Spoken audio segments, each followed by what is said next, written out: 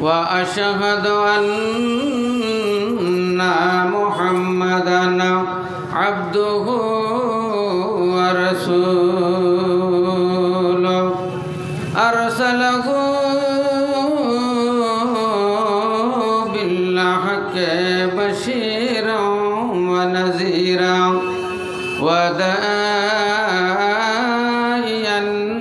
إلى الله بإذنه وسراجا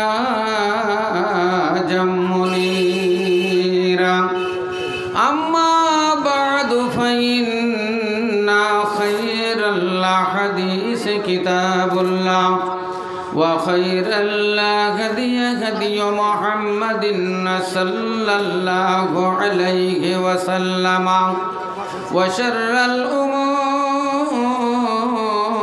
محدثاتها وكل محدثة بدعة وكل بدعة ضلالة وكل ضلالة في النار فأعوذ بالله من الشيطان الرجيم بسم الله الرحمن الرحيم سبحان الذي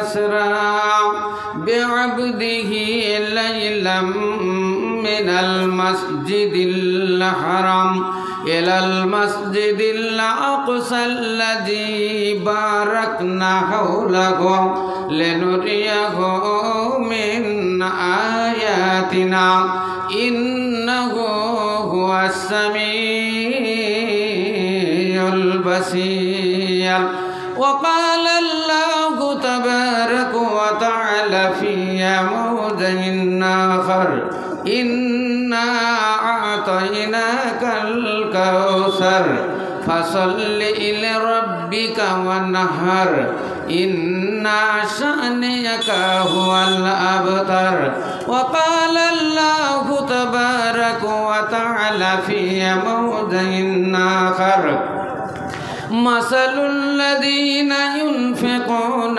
أموالهم في سبيل الله كمثل حبة أنبتت 7 سنابل في كل سنبلة 100 حبة والله يضاعف لمن يشاء والله واسع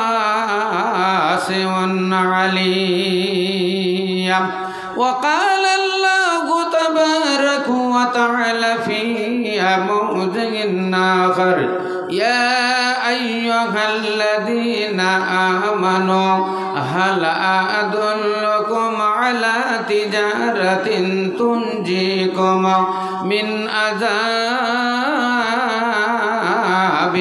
أليم تؤمنون بالله ورسوله وتجاهدون في سبيل الله بأموالكم وأنفسكم ذلكم خير لكم إن كنتم تعلمون نعرہ تکبیر জোরে সোরে লিল্লাহি তাকবীর জীবন রে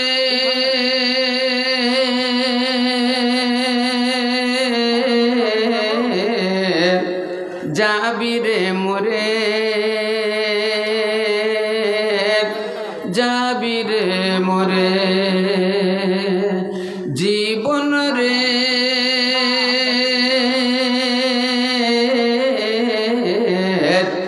যাবি রে মোরে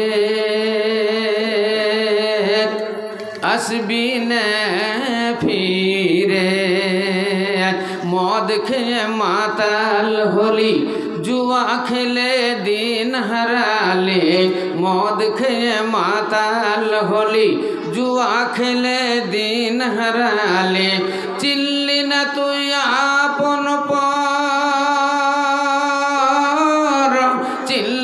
তুই আপন পর এই সংসারে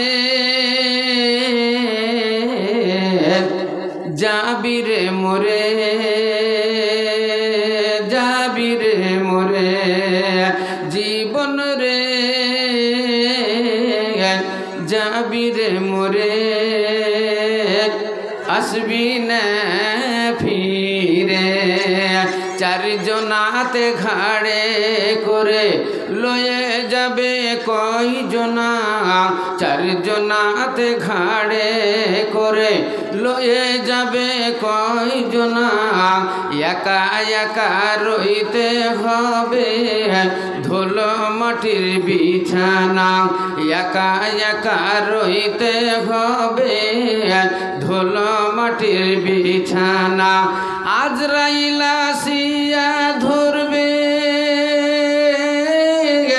আজরাইল আসিয়া ধরবে কোনোই মতে ছাড়বে না যাবি রে মোরে যাবি রে মোরে আসবি না ফিরে যাবি রে মোরে আসবি না ফিরে बदलेगा ज़माना बदलेगा ज़माना लाख मगर कुरान न बदला जाएगा बदलेगा ज़माना लाख मगर कुरान न बदला जाएगा कौल मोहम्मद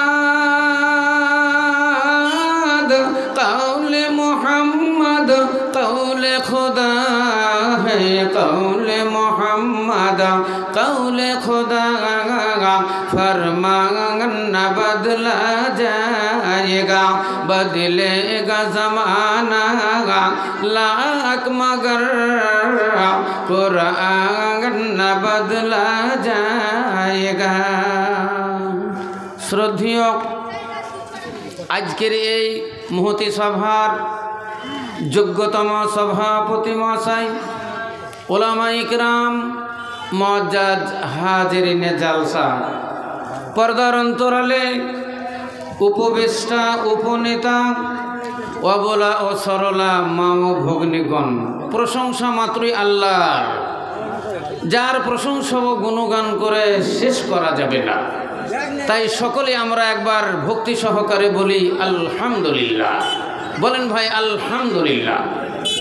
তারপরে পরে আমাদের দোজাহানের নবী নবিকুলের শিরোমণি তাজদারে মাদানী আহমদ মুজতবা মোহাম্মদ মুস্তফা ভক্তি সহকারে বলেন সাল্লাল্লাহু আলাইহি সাল্লাম। তিনার ওপরে লাখো লাখো শান্তির ধারা বর্ষিত হোক একবার জোরে সোরে বলেন আল্লাহুম্মা আমিন।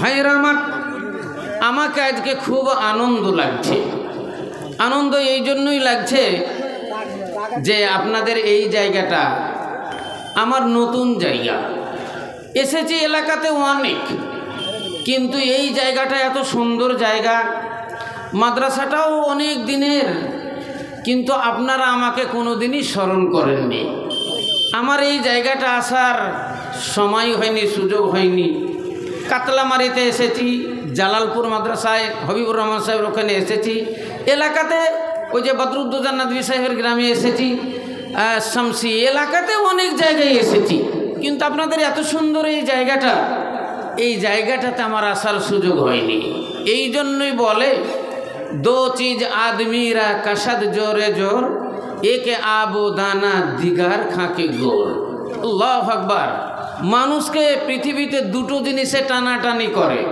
একটা হলো তার রুজি আর একটা হলো মালিকুল মওত মালিকুল মওত যদি আপনার গায়ে হাত দিয়ে দেয় আপনাকে আর রেহাই দেওয়ার মতো কেউ নেই আর রুজি যদি টান দেয় তাহলে এই রুজি থেকে আপনাকে বিরত রাখার মতো শক্তি আর নাই ভাইয়েরা আমার তাই আমার রুজি আল্লাহ লিখেছেন এত দিনে তাই আপনাদের এখানে এসেছি খুব ভালো লাগলো কিন্তু মনের ভিতরে একটু একটু কেমন কেমন লাগলো।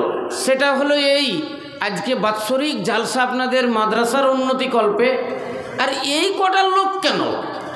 মাদ্রাসার জালসাতে তো প্রচুর লোক হয়, বহু জালসা আমরা করলাম, মাদ্রাসার জালসায় অনেক লোক হয়, মেয়ে ছেলেই মোটামুটি 2-4 হাজার হয়, পুরুষগুলোও তো 2-10 হাজার হয়, কিন্তু আপনাদের এইখানটায় এত কম মানুষ কিসের জন্য আমি বুঝতে পারছি না। হয়তো আপনারা মনে মনে ভাবছেন ছোট্ট মাদ্রাসা, এই মাদ্রাসাতে আর টাকা পয়সারই বা কী দরকার অত, আর আমাদের সমাগমেরই কি দরকার এত। এটা কিন্তু আপনার ভুল ধারণা, আপনার ভুল। আজ অলংকার ও অহংকার আপনাদের এই গ্রামের, কারণ যেই গ্রামে মাদ্রাসা থাকে সেই গ্রামের ওপর আল্লাহর রহমত বর্ষণ হয়। একবার বলেন আলহামদুলিল্লাহ।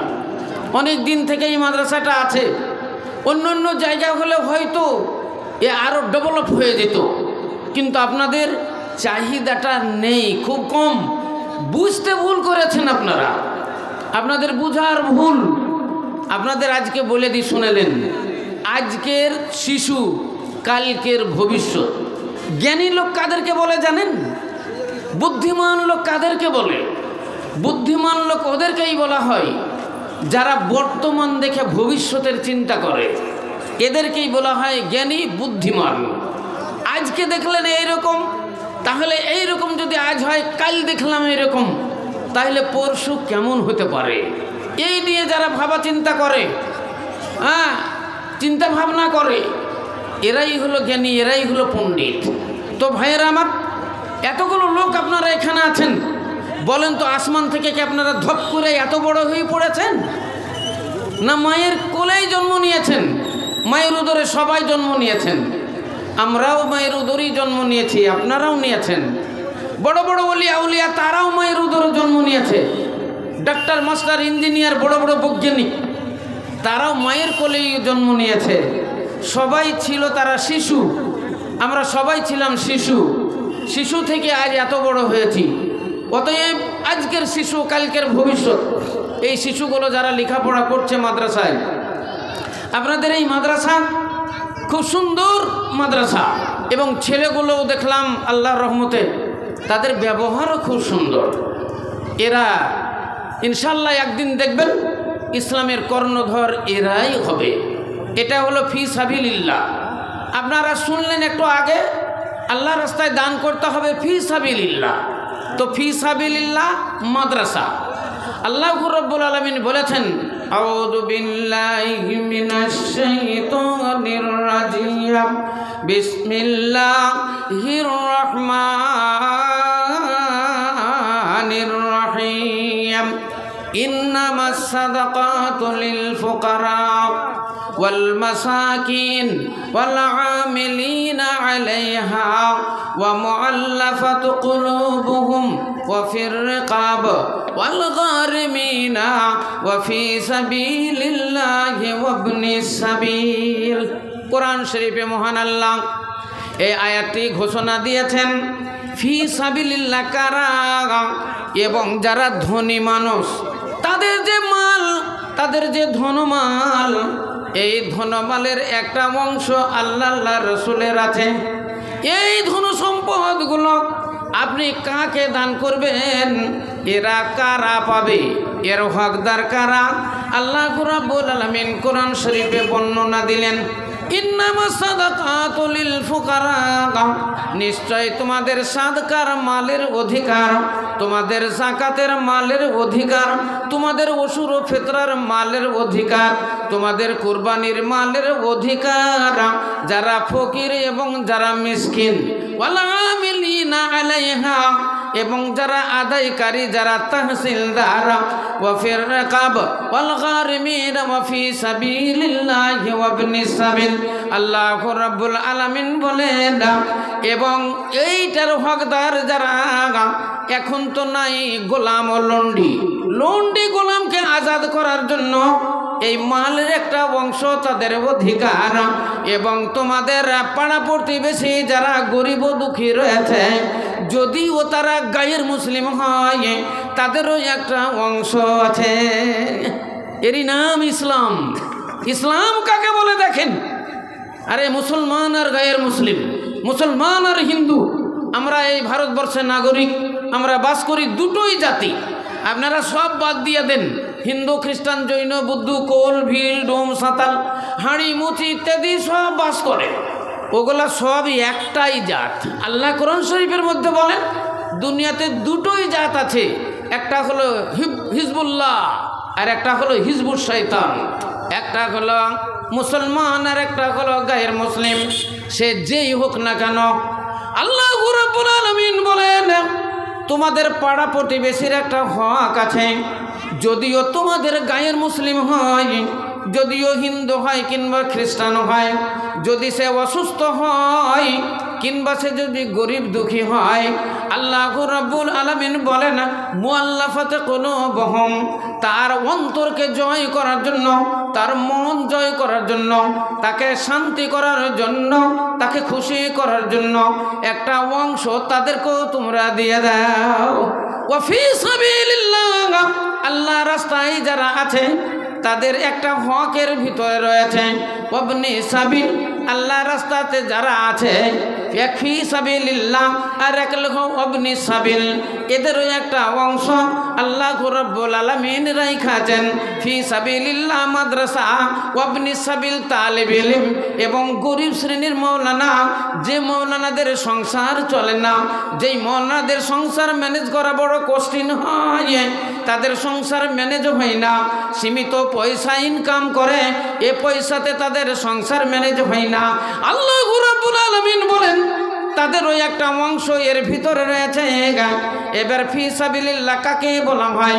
আল্লাহর নবী বললেন মান খারাজা লিতলাবিল ইলমি ফাহুয়া ফি সাবিলিল্লাহ, যারা ইসলামের শিক্ষা করার জন্য, দিনিয়াতের শিক্ষা করার জন্য, কোরআনের শিক্ষা করার জন্য, হাদিসের বাণী পড়ার জন্য যারা বাড়ি থেকে বেরিয়ে চলে গেল, ফাহুয়া ফি সাবিলিল্লাহ, তারাই হলো ফি সাবিলিল্লাহ, তারাই হলো ওয়াবনি সাবিল। আল মাদ্রাসাতু ফি সাবিলিল্লাহ, মাদ্রাসাগুলো ফি সাবিলিল্লাহ, মসজিদগুলো ফি সাবিলিল্লাহ। তাহলে এদের হক হলো আপনার মালে, যারা দুনিয়াতে ধনী মানুষ, যারা দুনিয়াতে মালদার, যাদের ঘরে সোনা আছে, যাদের ঘরে চাঁদি আছে, যাদের 20 মনের ওপরে ধান হয়, যাদের 20 মনের ওপরে গম হয়, যাদের গাল্লা 20 মনের ওপরে হয়, যাদের মবেশি জানোয়ার আছে, আল্লাহ রাব্বুল আলামিনের নবী তাদের ওপরে যাকাত ফরজ করেছেন। বলে দিচ্ছি একটা একটা করে শুনেন। মাদ্রাসা ফি সাবিলিল্লাহ, মাদ্রাসায় সব দান চলবে, মাদ্রাসায় সব দান চলবে। মাদ্রাসায় চলবে ওসু, মাদ্রাসায় চলবে ফিতরা, মাদ্রাসায় চলবে কুরবানি, মাদ্রাসায় চলবে নাজরুনিয়া, মাদ্রাসায় চলবে মানত, মাদ্রাসায় চলবে নিজস্ব দান, মাদ্রাসায় চলবে আকিকার চামড়ার টাকা, মাদ্রাসায় চলবে সোনা চাঁদি হীরা মণিমুক্তা যা আপনার ঘরে আছে, এর যা জাকাত, এই জাকাতের হকদার মাদ্রাসা। মাদ্রাসায় সব দান চলবে। এমনকি যদি কোনো হিন্দু ভাই, গায়ের মুসলিম খ্রিস্টান, যদি মনে করে মাদ্রাসায় 10,000 টাকা দান করব, এটাও নেওয়া যাবে। কোনো গায়ের মুসলিম, কোনো হিন্দু খ্রিস্টান, কোনো এমপি এমএলএ মন্ত্রী যদি বলে 2-4 লাখ টাকা আমি এই মহন্তপুর মাদ্রাসায় দান করব, তাহলে এটাও নেওয়া চলবে, কোনো অসুবিধা নাই। আপনি যদি বলেন গায়ের মুসলিম হিন্দুদের দান মাদ্রাসায় চলবে, মন্ত্রীদের দান চলবে, এটার ফতোয়া আপনার কার, কোথায় পেলেন আপনি? আপনাদের যেটা দিল্লি থেকে ফেরত আসে ফতোয়া, দিলালপুরের মৌলানা আব্দুল হান্নান সাহেব, দিলালপুরি সাহেব, ওনার ফতোয়া হলো এটা যে গায়ের মুসলিম যদি কেউ থাকে, মাদ্রাসার জন্য কিছু দান করলে সেটা গ্রহণ করা যাবে।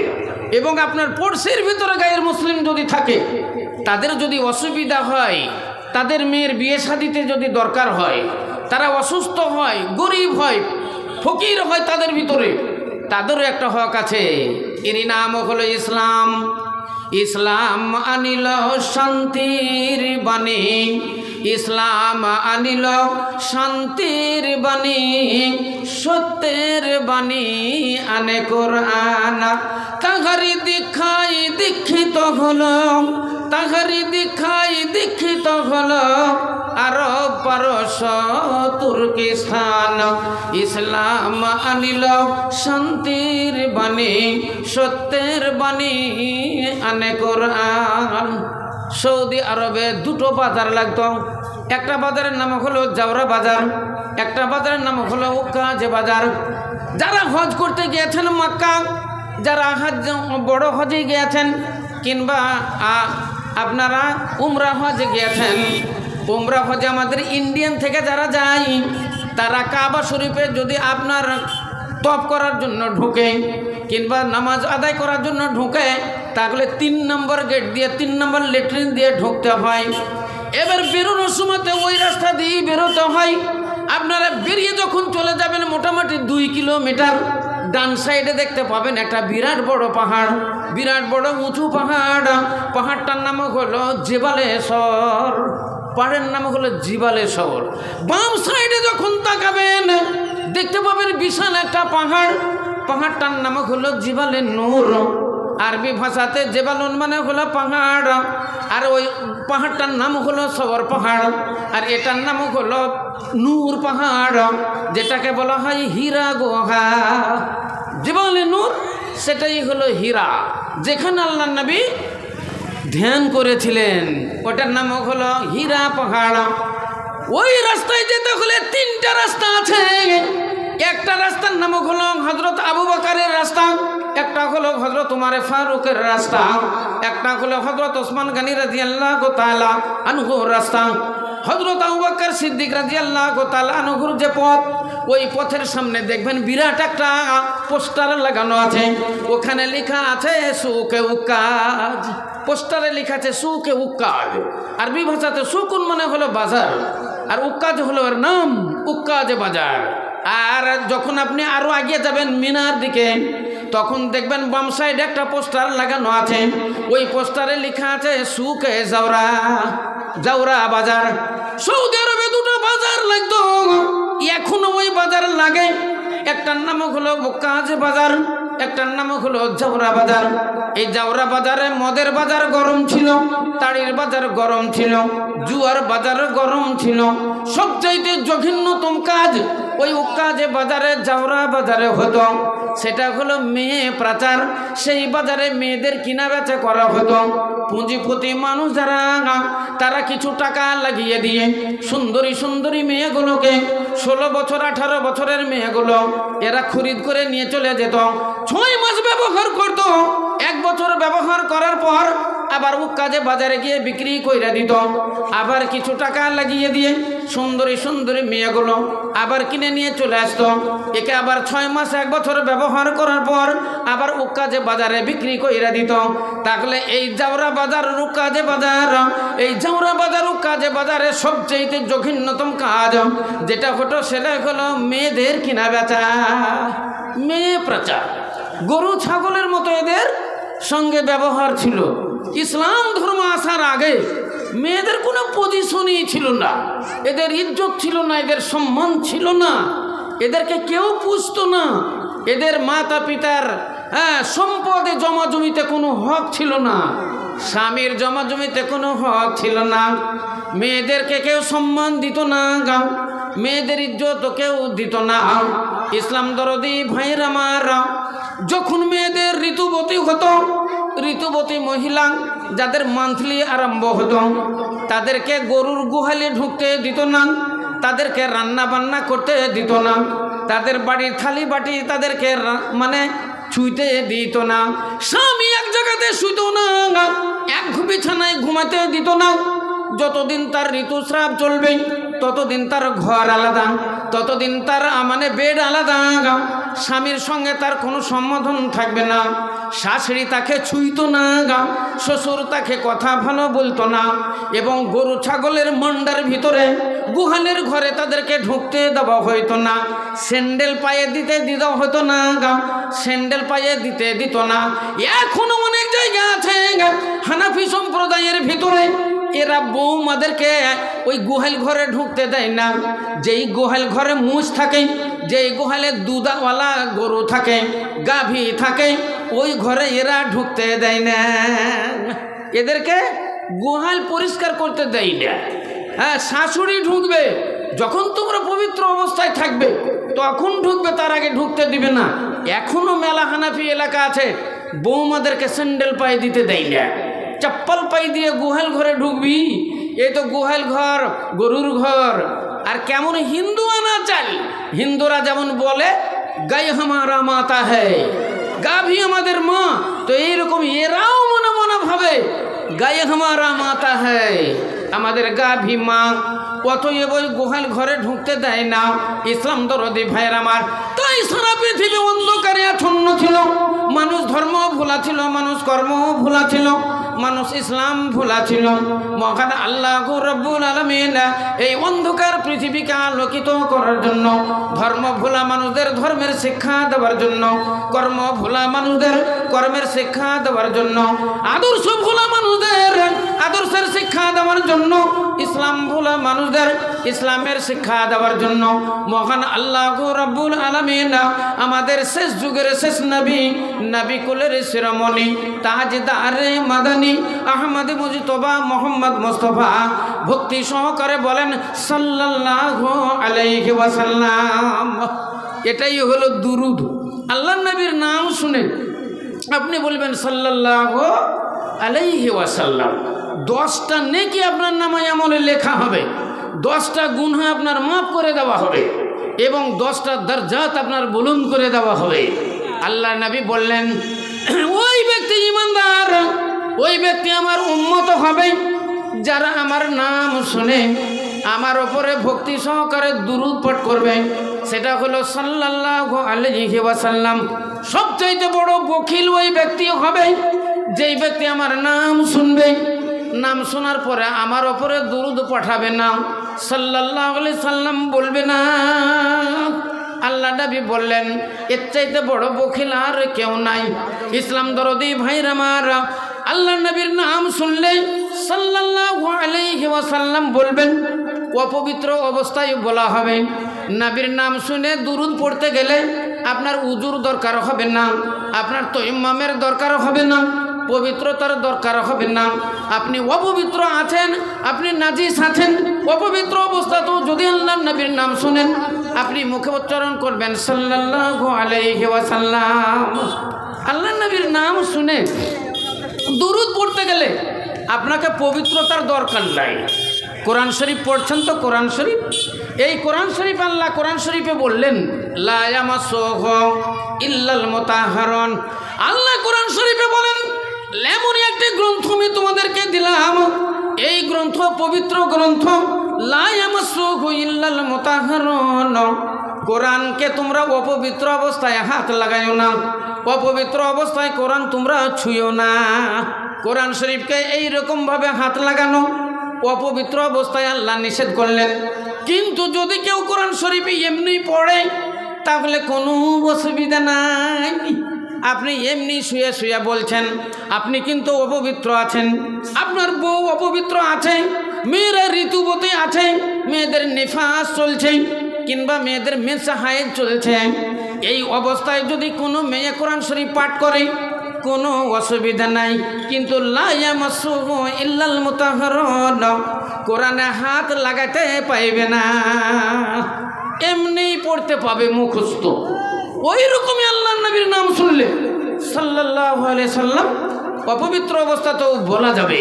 সেই জন্য আল্লাহর নবী বললেন এমন কোন বখিল আছে যে আমার নাম শুনলো কিন্তু আমার উপরে দুরূদ পড়লো না, আমার উপরে দুরূদ পড়লো না, পড়লে পরে তার জন্য নামায় আমলে 10টা নেকি লেখা হবে, 10টা গুনাহ তার মানে মাফ করে দেওয়া হবে এবং 10টা দরজা বুলন্দ করে দেওয়া হবে। ইসলাম দরদি ভাইরা মারা, তাই মহান আল্লাহ রাব্বুল আলামিন আমার নবীকে মক্কাতুল মুকাররমা সৌদি আরবে আল্লাহ রাব্বুল আলামিন পাঠালেন। আল্লাহ নবীর প্রথম নামটা হলো মোহাম্মদ, দ্বিতীয় নামটা হলো আহমদ। আল্লাহ নবীর আব্বার প্রথম নাম হলো আব্দুল্লাহ, দ্বিতীয় নামটা হলো জাবিহুল্লাহ। আল্লাহ নবীর মায়ের নাম হলো আমিনা, দুধমার নাম হলো হালিমা। আল্লাহ নবীর চাচা যিনি হেল্প করেছিলেন তার নাম হলো আবু তালেব। আল্লাহ নবীর দাদার নাম হলো আব্দুল মুত্তালিব। পদ্মাদর নামও হলো হাসেম, তার বাবার নামও হলো কাসাই, তার বাবার নামও হলো কিলাব। এই কুরাইশ বংশে আল্লাহর নবীর জন্ম। আল্লাহর নবীর 4টা বেটা, আল্লাহর নবীর 4টা বিটি। একটা বেটার নামও হলো ইব্রাহিম, একটা বেটার নামও হলো কাসেম, একটা বেটার নামও হলো আবু তাইব, একটা বেটার নামও হলো আবু তাহের, একটা মেয়ের নামও হলো বিবি ফাতেমা, একটা মেয়ের নামও হলো উম্মে কুলসুম, একটা মেয়ের নামও হলো জৈনব, আর একটা মেয়ের নামও হলো রুকাইয়া। আল্লাহর নবী বিবাহ দিয়েছিলেন রুকাইয়ার হযরত ওসমান গনি রাদিয়াল্লাহু তাআলা আনহুর সঙ্গে। ওসমান গনি তো নাম শুনেছেন। আল্লাহু রাব্বুল আলামিনের নবী এই পৃথিবীতে যখন আসলেন, তিনি সর্বপ্রথম যে কালেমা শাহাদাত, কালেমা তাইয়্যিব, এই কালেমা যে আল্লাহু রাব্বুল আলামিনের নবী পাঠ করলেন, হ্যাঁ, একত্ববাদের বাণী কালেমা লা ইলাহা ইল্লাল্লাহ মুহাম্মাদুর রাসূলুল্লাহ বা আশহাদু আল্লা ইলাহা ইল্লাল্লাহ ওয়া আশহাদু আন্না মুহাম্মাদান আবদুহু ওয়া রাসূলুহু। এই কালেমা মেয়েদের ভিতরে সর্বপ্রথম যে পাঠ কইরাছিল তিনি হলেন মা খাদিজাতুল কুবরা, আল্লাহর নবীর স্ত্রী খাদিজাতুল কুবরা। যুবকদের মধ্যে হযরত আলী কাররামুল্লাহ ওয়াজহু, গোলামদের মধ্যে হযরত বিল্লাল রাদিয়াল্লাহু তাআলা আনহু, এবং ওই এদের একত্রা হযরত আবু বকর সিদ্দিক রাদিয়াল্লাহু তাআলা আনহু। আল্লাহ নবীর সঙ্গীর ভিতরে, আল্লাহ নবীর বাল্যকালের বন্ধুর ভিতরে সর্বপ্রথম যিনি ইসলাম ধর্ম গ্রহণ করেছেন, কলেমা পাঠ করেছেন, তিনি হলেন হযরত আবু বকর সিদ্দিক রাদিয়াল্লাহু তাআলা আনহু। ইসলাম দরদি ভাইরা মারা, হযরত আবু বকর সিদ্দিক হযরত উমর ফারুক রাদিয়াল্লাহু তাআলা আনহু একটু হট টেম্পারের মানুষ ছিলেন, খুব রাগিল ধরনের মানুষ ছিলেন। হযরত ওসমান গনি রাদিয়াল্লাহু তাআলা আনহু খুব শর্মিন্দা ছিলেন এবং সৌদি আরবের মধ্যে ধনীদের মধ্যে একজন বড় ধনী ছিলেন। ইনাদের আল্লাহু রাব্বুল আলামিনের নবী জাকাত কুরবানি ফিতরা যখন আল্লাহু রাব্বুল আলামিনের তরফ থেকে এই আইন বিধান নাযিল হলো যে তোমাদের এই জিনিসের জাকাত লাগবে, আল্লাহ রাসূল তখন সবাইকে শুনিয়ে দিলেন তোমাদের টাকা পয়সার এই জাকাত, তোমাদের ধনমালের এই জাকাত। আপনারাদেরকে এখনো বলে দিই, সারা বছর খেয়ে দেয় কারো বাড়িতে যদি 1000 টাকা জমা লাগে, বছর পার হইলে তাকে 25 টাকা জাকাত লাগবে। যদি 2000 টাকা জমা লাগে 50 টাকা জাকাত লাগবে। কারো যদি ব্যাংক ব্যালেন্স 5 লাখ টাকা থাকে, 10 লাখ টাকা থাকে, বছর পার হইয়া গেলে প্রত্যেক 1025 করে যত টাকা আসবে এত টাকা আপনাকে জাকাত লাগবে। 10টা যদি গরু থাকে 1 বছরের একটা ছাগল লাগবে। যদি আপনার 30টা গরু হয় তাহলে 2 বছরের একটা গরু জাকাত লাগবে। 40টা যদি ছাগল হয় একটা ছাগল আল্লাহর রাস্তায় জাকাত লাগবে। 100টা যদি ছাগল হয় আল্লাহর রাস্তায় 2টো ছাগল জাকাত লাগবে।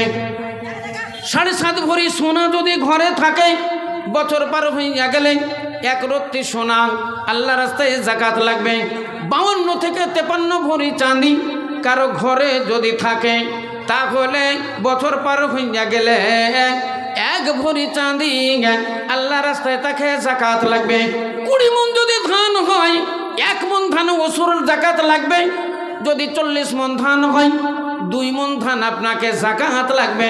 এইরকমই গমের হিসাব মায়াম্বতু মিনাল আরজ, জমিন থেকে যা উৎপন্ন হবে 20 ভাগের একটা ভাগ আল্লাহ রাসূলের হক হবে। আপনার কুরবানির চামড়ার টাকা, ফিতরার পয়সা এবং আকিকার চামড়ার টাকা এগুলা ফি সাবিলিল্লাহ খরচ হবে। আর ফি সাবিলিল্লাহ তো হবে মাদ্রাসা, ওয়াবনি সাবিলে তালিব ইলম এবং গরিব শ্রেণীর আলেম ওলামা।